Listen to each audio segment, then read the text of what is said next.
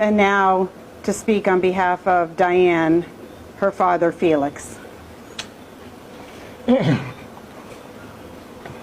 Yes, my name is Felix Ruiz, the father of Diane.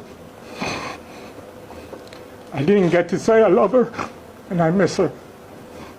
But I also like to thank the state attorney and all the law enforcement involved in this case to make this day become the reality of today. I'd like you know that this is not the end. The end is when the accused takes his last breath, and I will be there at the execution. That's a promise. Thank you.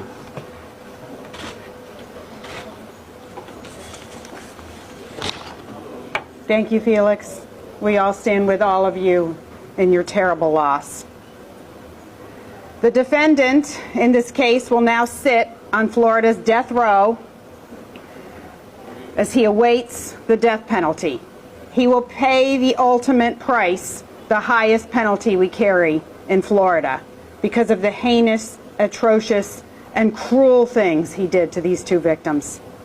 The decision by my office to seek the death penalty in this case, the recommendation of death by the jury, and the sentencing of the defendant to death today is a reflection of the severity of the crimes committed and the irreversible harm inflicted upon innocent lives.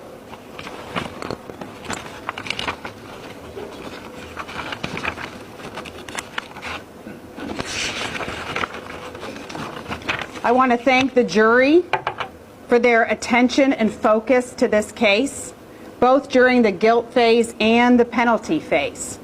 We all realize that recommending life or death is the ultimate ask of a juror. The jury's attention during this trial, even during the difficult and awful elements detailing the crime scenes, are to be commended, and I thank them again. It has not gone unnoticed that this defendant is being idolized by some people who are somehow proud to mix their name with his through public comments, fundraising for him, or holding him up to be some sort of positive representation of a man, ignoring that he is nothing more than a vicious killer and about the most poor representation of a man there could ever be. He murdered a woman in her own home who did nothing to harm him, Christine Melton, as she simply slept in her bed.